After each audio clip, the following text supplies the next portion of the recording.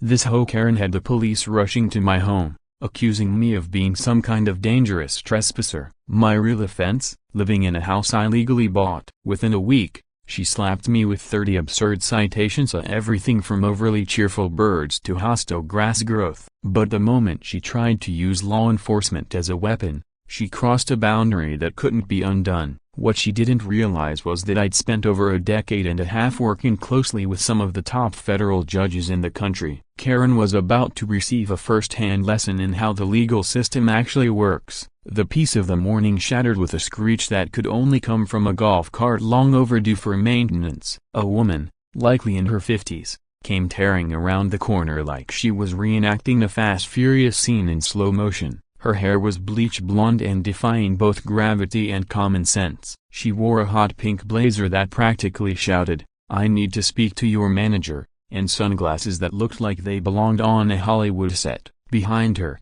a younger woman teetered on the back of the cart, clutching what had to be at least 3 different phones. "Rebecca, make sure you're recording this," the driver snapped, and my gut immediately told me this wasn't going to be a normal morning. Without even slowing down, she drove the cart straight onto my front lawn, leaving tire marks in the grass I had just planted the week before. "You must be the new resident," she declared as she stepped off the cart like she was descending from a throne. Scratch that, as she strutted like she ruled the entire subdivision, if not the whole zip code. "I'm Patricia Fitzgerald, president of the Ranch View Estates Homeowners Association," she said with a grand flourish, "and we need to discuss your violations." That's when I noticed Rebecca was filming me up close with multiple devices. "OMG, new neighbor alert," she exclaimed. "Already in trouble? Don't forget to like and subscribe for more hoe drama." I calmly set down my coffee cup, using the moment to ground myself as something I'd perfected in high-stakes courtrooms.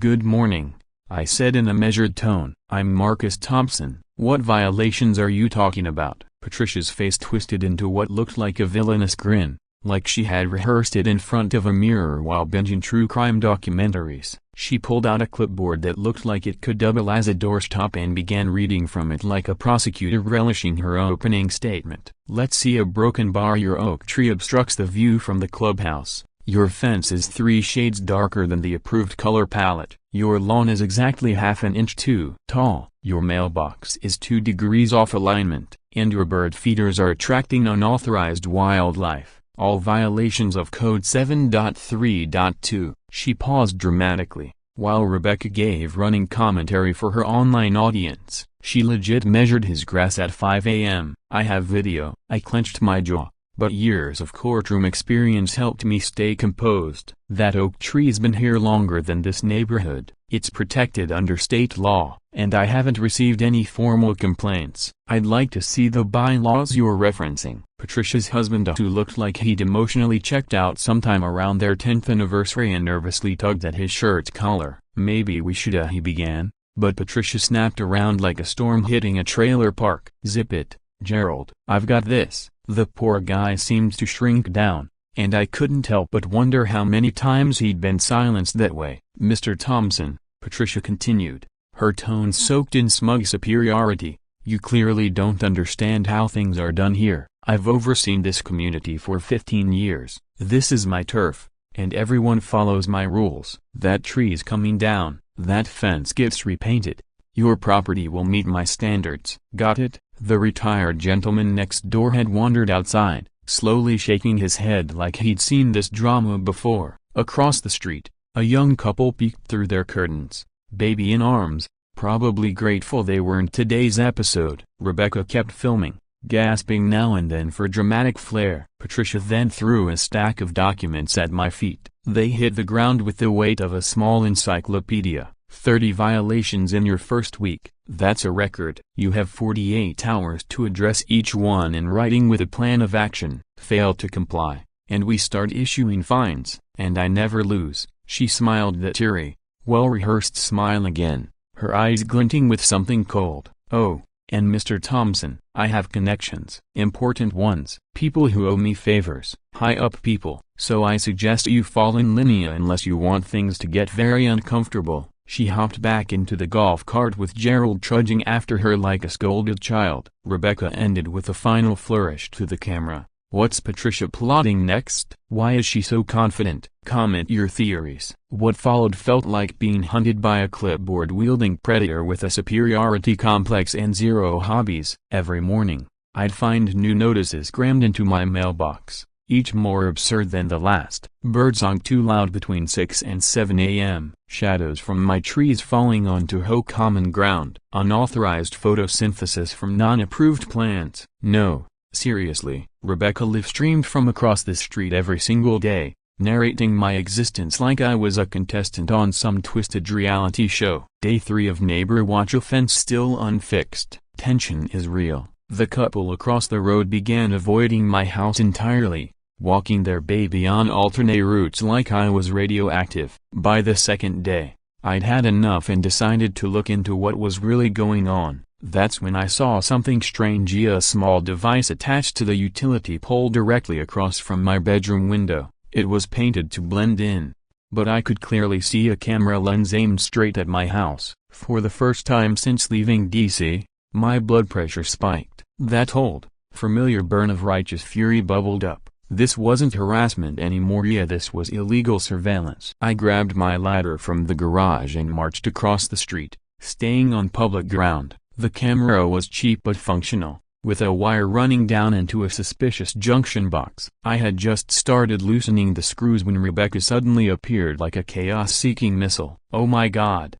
she screeched. "He's tampering with HOA property. Caught in the act. This is outrageous." "Chad, are you seeing this?" Rebecca shrieked, her phone practically shoved into my face as I continued working. "This is an illegal surveillance device," I said, my voice calmed even as I detached the camera. "It's aimed directly at my bedroom window, which is a violation of both state and federal privacy laws." But Rebecca wasn't interested in the law. She was too busy performing for her live stream audience. "He's admitting to destroying property on camera," she gasped. "Patricia is going to lose it." Right on cue, the familiar screech of that wretched golf cart echoed around the corner. Patricia came flying in like the hero of her own melodrama, leaping off the cart before it even came to a full stop. Her face glowed with a mix of rage and smug satisfaction. Trailing behind her were 3 other HOA board members, looking like backup dancers in some dystopian home musical. "Step away from that device now!"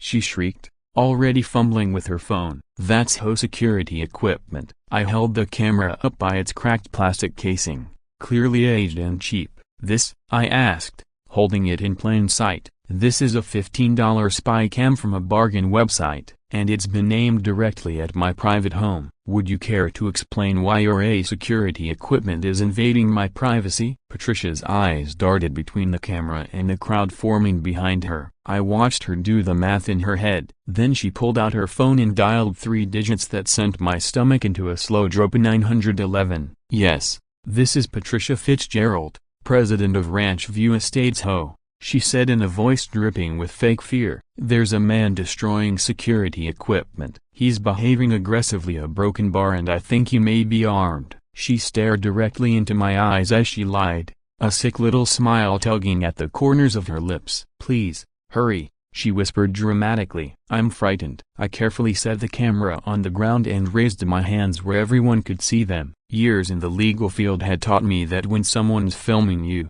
the best defense is always composure. "Ma'am," I said clearly, "I am on a public easement. I am unarmed. My hands are fully visible." The older gentleman next door had emerged from his porch, phone in hand, already recording. A few neighbors followed suit. Police arrived fast. Within 6 minutes, a cruiser rolled up, flashing red and blue lights across the block. The officer badge read Ramirza looked young, probably not far out of the academy, and he approached with visible caution. "Sir, step away from the ladder and keep your hands visible," he ordered, hand hovering near his weapon. I moved slowly, hands still raised. "Officer, my name is Marcus Thompson. I live right there," I said, gesturing to my house. I was removing an illegal surveillance camera that was aimed at my residence. Patricia jumped in like she was auditioning for a courtroom drama. "He's been harassing me non-stop," she wailed. "I am the HOA president. He refuses to follow community rules." That camera was for my own safety. She actually managed to squeeze out a few tears. "Impressive, considering she had all the emotional depth of a lawn ornament. Ramirez looked between us, clearly trying to untangle the madness. Rebecca chimed in like a tabloid reporter. "Officer, I have everything on video. This man's been a nightmare since day one. I have 50,000 people watching my live stream right now." Even the young couple across the street had stepped outside. The wife clutched her baby while the husband filmed quietly. Gerald stood behind Patricia, looking like a man who regretted every decision that led him to this hoe. Then the old-timer finally spoke. "Officer, I've lived here for 3 decades, he said firmly. "That camera's been up for weeks long before Mr. Thompson ever moved in. I've got time-stamped photos if you want proof." Ramirez took a breath, checked my ID, then inspected the cheap camera. He glanced at the crowd forming around him and realized this mess was well beyond his authority. "Ma'am," he said to Patricia, his voice tight, "recording a private home without permission is a serious offense. And filing a false police report? That's a felony." Patricia turned a deep, blotchy shade of purple. "I am the HOA president," she barked. "I have every right to protect this neighborhood, not by pointing cameras into someone's bedroom." Ramirez replied flatly. "Mr. Thompson, you're free to go. I suggest both parties settle this through civil means." He gave me a look that clearly translated to "watch your back" before turning to walk away. "If she wants to press charges," he said quietly as he passed, "you might be arrested." I turned to Patricia's still recording camera and stared directly into the lens of the one she believed gave her control. In that instant,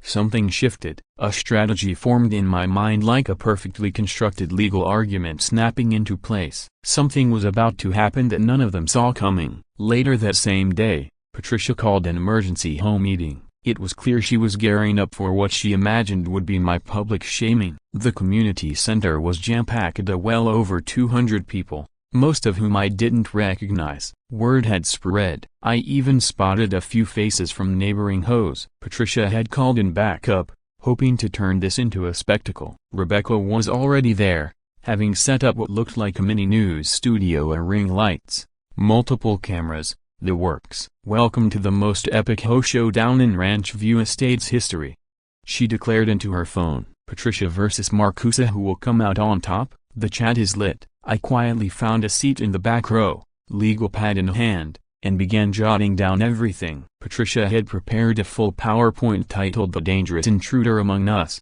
featuring photos of my home taken from various angles clearly captured by that illegal camera. She'd dressed for battle, wearing a sharp power suit and makeup thick enough to survive a monsoon. Gerald slumped in the front row, looking like he wanted to sink through the floor. The board members flanked her like bodyguards, including Martha Henderson, the HOA treasurer, who nodded enthusiastically at every single word Patricia said even before she said it. "Ladies and gentlemen," Patricia began, clicking to a slide showing my alleged violations. "We have a threat in our community. A man who believes he is above the law, above our standards, above you." Gasps rippled through the crowd. I saw a few people glance in my direction with narrowed eyes. She clicked through more slides: grass height, fence color, even a zoomed-in image of bird droppings on my driveway. "This man has committed 30 violations in just 7 days," she continued. "He's ignored every attempt at resolution.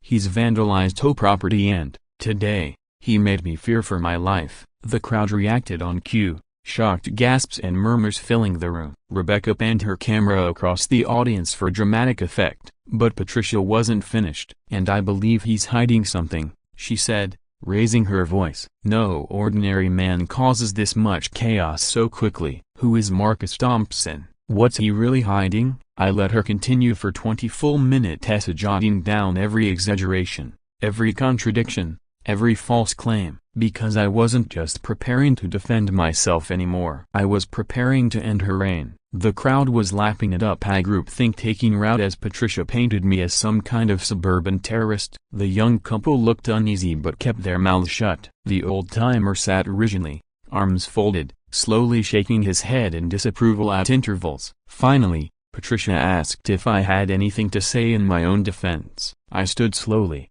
adjusted my shirt collar, and walked to the front with the same deliberate composure I'd used walking toward the bench in the Supreme Court. "May I?" I said, Motioning toward the microphone, Patricia stepped aside with a smirk, no doubt thinking she was handing me just enough rope to hang myself. "Good evening," I began. "I'm Marcus Thompson, and before I respond to the claims made against me, I think we should first discuss something a little more important: what's actually legal, and what isn't." I pulled out my phone and linked it to the projector, something that visibly caught Patricia off guard. "Let's begin with your HOA regulations versus state and federal law. According to your bylaws, lawns must be kept at 2 inches. However, under Texas drought management policy, the recommended minimum is 3 inches to support water conservation." I clicked through to the next slide. "Your rules on fence color violate provisions of the Fair Housing Act, which protects homeowners' rights to reasonable accommodation, and your bird feeder ban contradicts protections laid out in the Migratory Bird Treaty Act of 1918. The room had gone silent. Patricia's expression tightened with each point I made. "And now, about the surveillance camera aimed at my bedroom window," I continued, pulling up a new statute. "According to Texas Penal Code Chapter 16, Section 2, it is a felony offense to record someone in a private space without their knowledge. The punishment, 2 to 10 years in state prison." Patricia tried to cut in, but I pressed forward, my voice unwavering. "Filing a false police report, which we now have multiple recordings of thanks to Rebecca's highly detailed live streams, is also a felony offense under Penal Code 37.08. Rebecca had stopped her narration entirely. Her jaw had gone slack. "But here's where it gets really interesting," I said, moving to the final slide. "According to your own HOA charter, board members are required to follow all applicable state and federal laws. Violating that clause results in immediate disqualification from the board and opens the door for personal liability." Patricia finally found her voice. "Who do you think you are coming into my neighborhood lecturing us about the law?" she snarled. I reached into my blazer and pulled out my credentials, holding them up for the entire room to see. "My name is Marcus Thompson. I'm a senior law clerk for the Supreme Court of the United States. I work directly with the justices who interpret the Constitution and define how the law is applied in this country." The silence that followed was so thick you could hear the air conditioner clicking on. Then Rebecca's phone hit the floor with a dramatic crash. "The Supreme Court?" she shrieked. "Like the Supreme Court?" The room erupted. People started talking all at once. I heard someone typing furiously, followed by a sharp inhale. "He's on their official website." "It's true," someone announced from the middle row. The young couple exchanged horrified glances, clearly realizing they'd been dodging a federal officer for 2 days. Gerald had turned ghost white, beads of sweat forming on his forehead as he tugged nervously at Patricia's sleeve. "Patricia broken bar, we could go to prison," he whispered. "We have to stop this." But Patricia was beyond reason now. Her expression morphed into something unrecognizably rage-twisted with pure, calculating malice. She snatched the microphone from my hand, her voice quivering with fury. "So what?"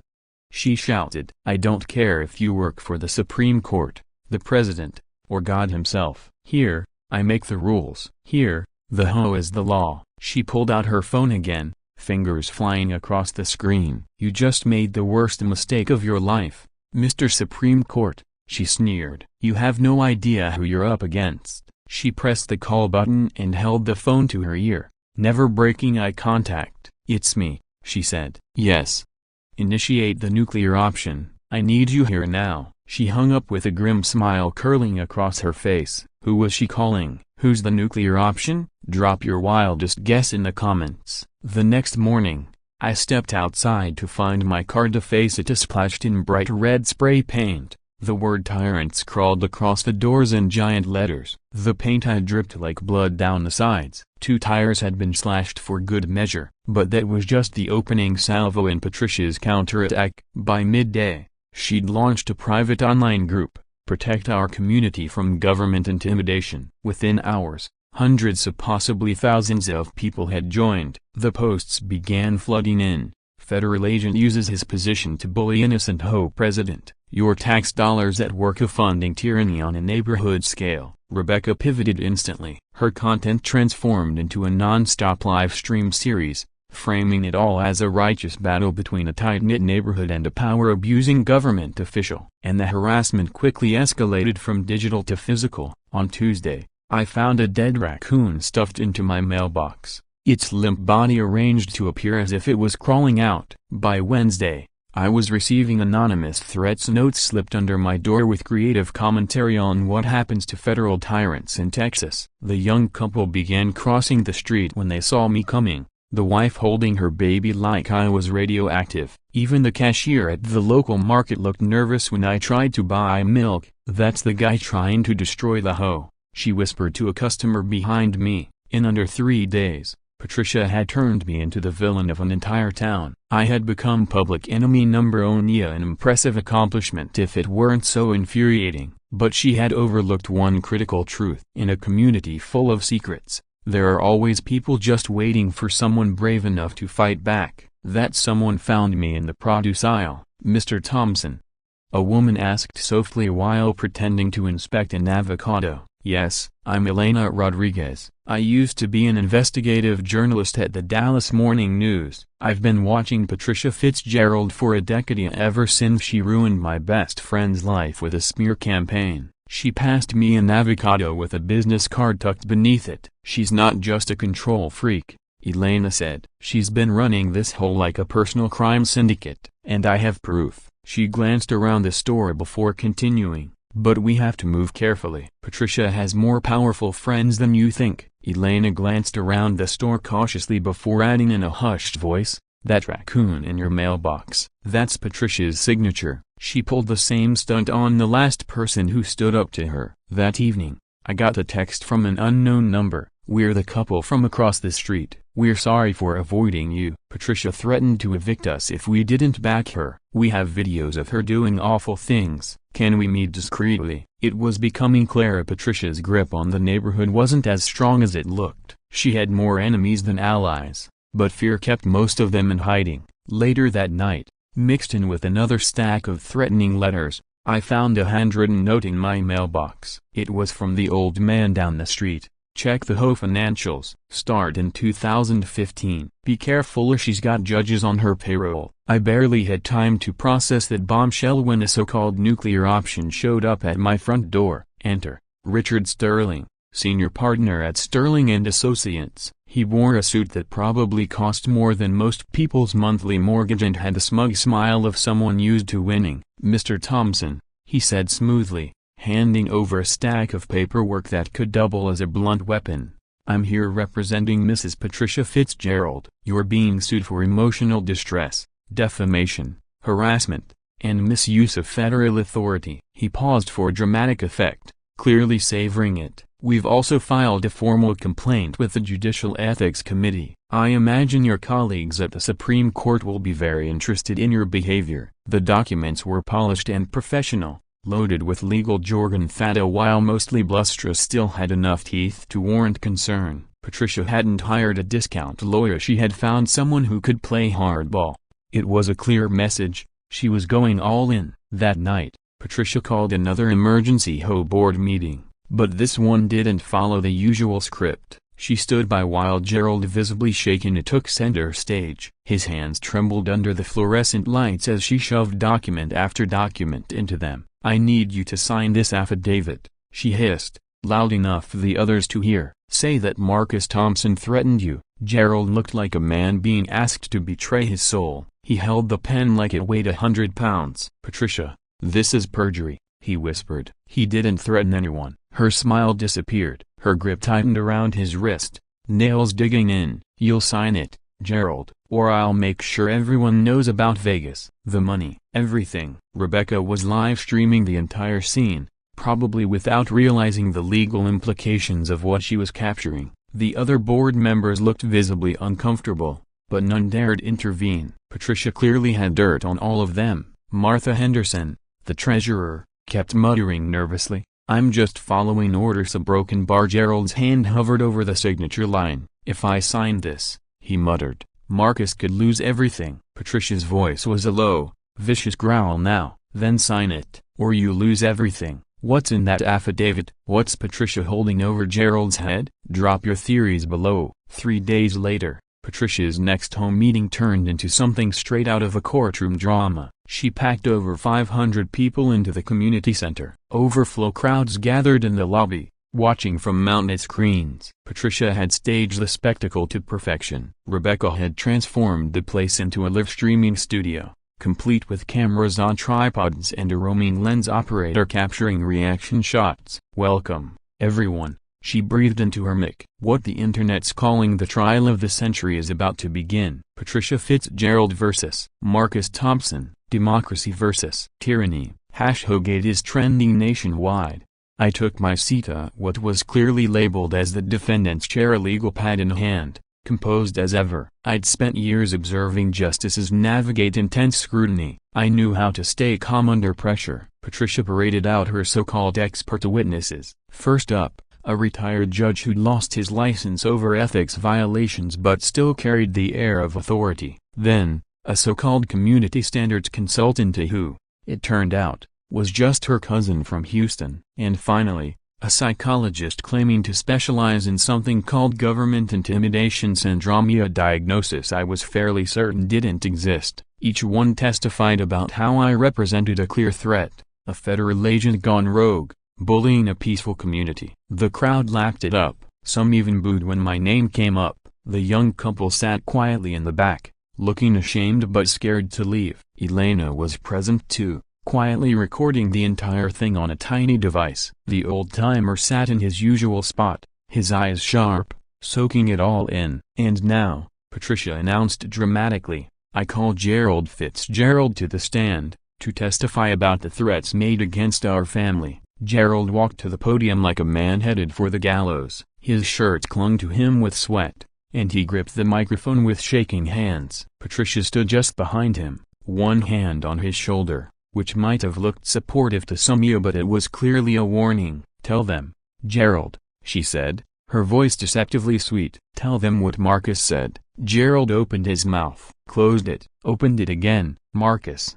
He broken bar." His voice cracked. He looked at the crowd, then at me, then back at Patricia. The room was frozen, tension coiled like a spring. Rebecca zoomed in for the perfect close-up, waiting to catch the moment Gerald sank the knife in. But then he spoke. "He never threatened me," Gerald said, barely louder than a whisper. Gasps echoed across the room. Patricia's calm exterior shattered. She stormed around to face her husband, her fury barely contained. "Tell them the truth," she shrieked, no longer pretending to be composed. And that's when Gerald Fitzgerald, after a decade of silence, submission, and manipulation, finally broke. "You want the truth?" His voice cracked like a thunderclap. "I'll give you the truth." The crowd fell into stunned silence. "For 10 years, Patricia. 10 years of lies. 10 years of theft. Every month you had me signing checks.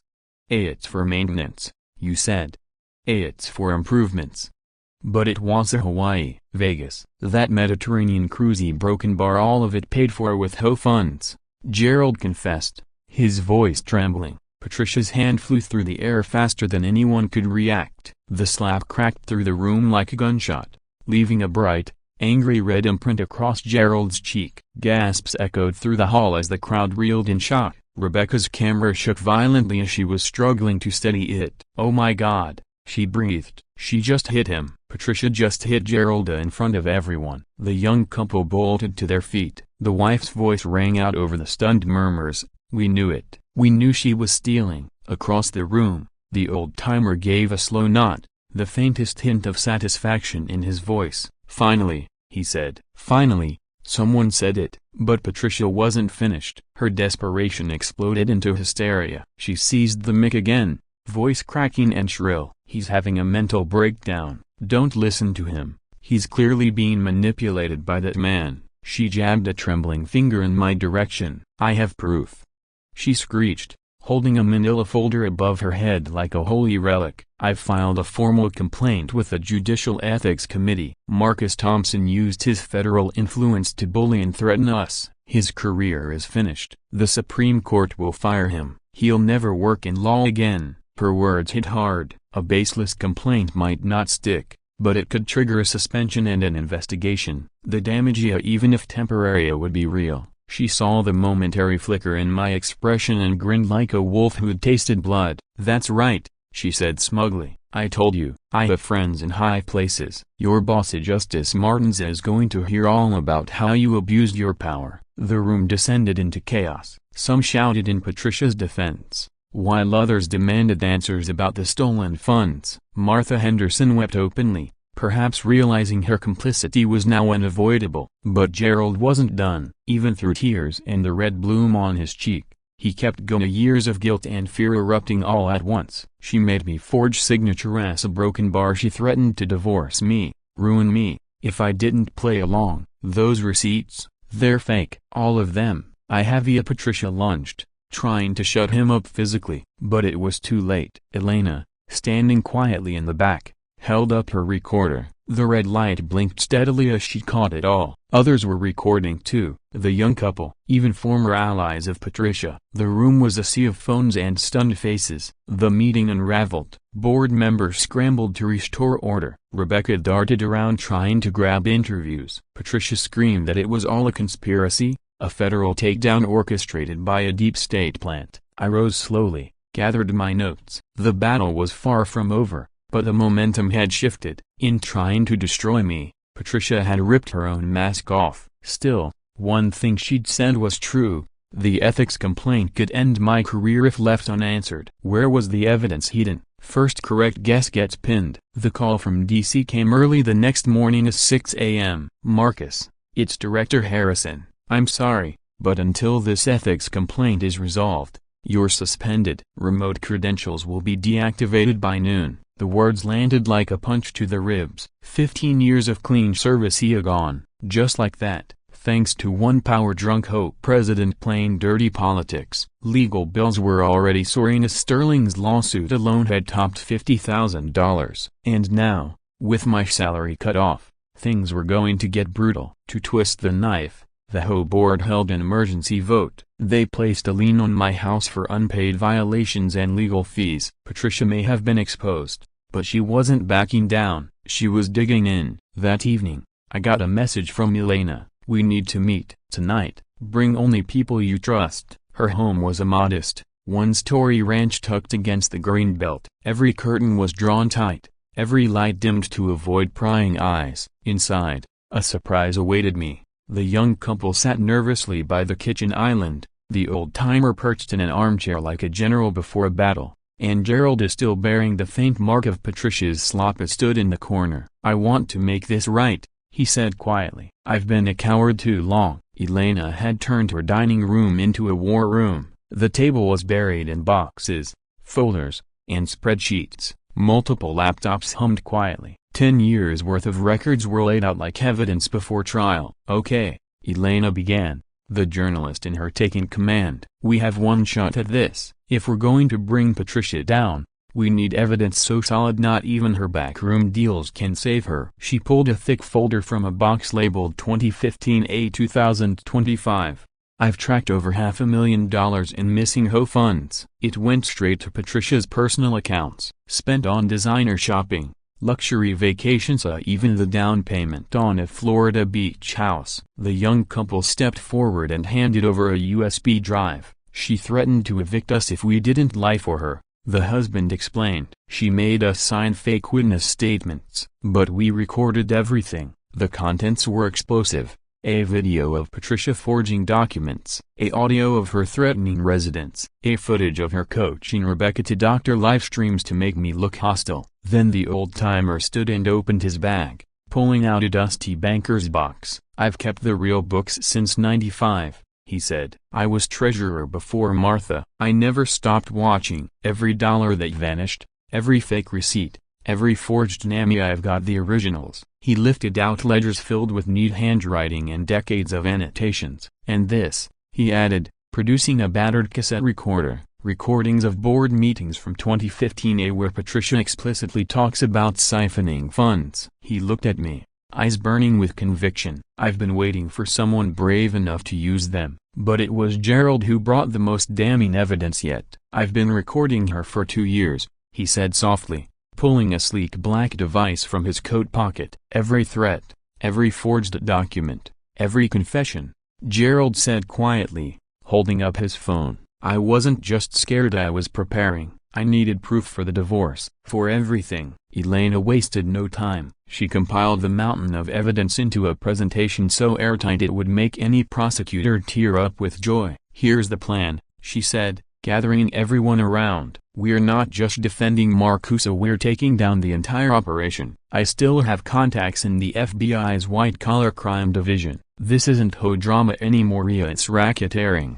wire fraud, conspiracy. We worked through the night, files were sorted, recordings backed up, every piece of evidence was copied, categorized, and made courtroom ready. By dawn, it was all in place. That's when Elena picked up her phone. Sarah, it's Elena Rodriguez. Remember that favor you owe me? I'm cashing it in. The final home meeting was scheduled for that evening. Patricia thought she was about to deliver the fatal blow to my career. She had no idea we were about to flip the script. As we finalized everything, the old-timer approached me with something in his hand, a small USB drive wrapped in plastic. This, he said gravely, is the nail in her coffin. Security footage from the clubhouse. She's not just stealing, she's running a network. But be careful, a broken bar suddenly. The lights cut out. The room was plunged into darkness. For a few heart-pounding seconds, only our breathing and the creak of footsteps on the porch were audible. Someone's trying to stop us, Elena whispered. Was it Patricia? Had she caught wind of the plan? 30 seconds later, the lights flickered back on. Just a power surge. Not sabotage, a broken bar, but a reminder. We were out of time. 7 p.m. The community center was packed, a standing room only. Cameras lined the back wall. Reporters milled about. Rebecca's stream was already at 1,200 live viewers. She dubbed it the season finale of the Ranch View HOA saga. Patricia made her entrance like royalty, flanked by 3 high-powered lawyers from Sterling Associates. Dressed in a power suit brighter than the sun, she nodded like a monarch to her subjects. Meanwhile, I slipped in through the side door, unnoticed. A single manila folder under my arm. Gasps and murmurs greeted my arrival. Some booed. Others stared, unsure what to believe anymore. The young couple stood strategically by the exits, ready to record. Elena waited mid-row, phone in hand. Gerald sat apart from Patricia for the first time in years, calm and steady. Patricia took the podium with supreme confidence. Ladies and gentlemen, tonight we bring an end to the chaos Marcus Thompson has inflicted on our peaceful community. Despite his federal status, justice will prevail. Rebecca's camera zoomed in with theatrical flair. The final showdown, she whispered. Patricia versus Marcus, who will win? Patricia's lawyers presented a seemingly airtight case. The ethics complaint, the lawsuit, forged witness statements, and a rambling speech about abuse of federal power. The crowd ate it up, as some even applauded. When they finished, Patricia turned to me with a satisfied smile. Mr. Thompson, any last words before we vote to permanently ban you from this neighborhood? I rose slowly, walked to the front of the room, and leaned into the mic. I won't be defending myself tonight. Instead, I'd like to introduce someone who can speak to the real danger in this community. Confused murmurs rippled through the room as Elena stood. Good evening, she said, connecting her laptop to the projector. My name is Elena Rodriguez. I'm a former investigative reporter for the Washington Post. Patricia's smile twitched. This is irrelevant, she barked. We're here to discuss Marcus Thompson. No, Elena said coolly. We're here to discuss $500,000 in missing HOA funds. The screen flickered. Slide 1. A graph showing a gaping red deficit between income and expenditures. In the past decade, Patricia Fitzgerald has systematically embezzled from this community. Chaos erupted. Gasps, shouts, rising outrage. Patricia's lawyers objected, but Elena pressed on. These bank records are provided by Gerald Fitzgerald and verified by forensic accountants show a clear trail of theft. Slide 2. Patricia's credit card bills. Luxury retail, first-class flights, 5-star resorts, all paid with home money. Lies. Patricia screamed, but her voice was lost in the swelling anger. Slide after slide displayed the shell company as a Ranch View Maintenance LLC, Fitzgerald Property Services, Elite Community Management. All fronts, all fake. She billed for maintenance never performed, repairs that didn't happen, vendors who didn't exist. When Hurricane Harvey hit, Elena said. Patricia collected $200,000 in emergency funds. Repairs cost only $30,000. The rest went to a beach house in Galveston. Someone shouted, "I paid for those repairs. My kids didn't get Christmas gifts that year." Dozens joined in, voices rising in fury. Elena continued, calm and relentless. She even billed $50,000 in legal fees for lawsuits against former board members, lawsuits that never happened. One of the lawyers she listed has been dead for 5 years. Patricia's legal team was unraveling. One attorney stood up and left, visibly shaken. Rebecca had stopped speaking entirely. Her face was pale as she realized the role she'd played in all of this. The evidence was overwhelming, unstoppable. And then Gerald stood. "I need to say something." The room fell silent. "I'm sorry," he said, "to all of you. I helped her. She manipulated me, threatened me, forced me to forge your names." He held up his phone.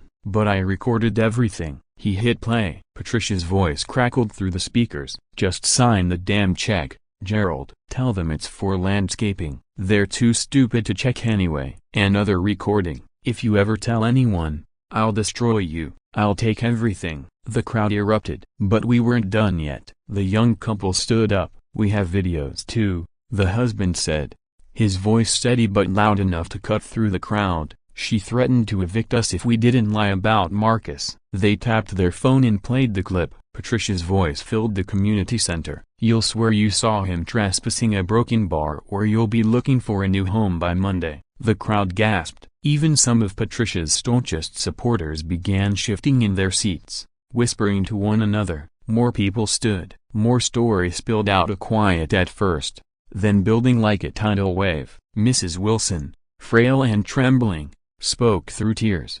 "She fined me $1,000 because my grandson left his bike on the lawn for 5 minutes. When I couldn't pay, she put a lien on my house. I almost lost the only home I've ever known." A veteran in a wheelchair rolled forward. "She said my American flag was the wrong shade of red on Veterans Day. Tried to fine me. When I refused, she had my disability rank declared a code violation." The dam broke. Story after story, year after year of fear, intimidation, and abuse poured into the room. The atmosphere shifted from confused chaos to furious clarity. Patricia's remaining allies quietly backed away, some even physically relocating their seats to distance themselves. Even Rebecca's stream chat had turned blowing up with comments from viewers sharing their own horror stories, expressing shock and disgust. Behind Patricia, her court reporter continued typing with mechanical precision. But now, even they looked rattled. This was no longer a meeting.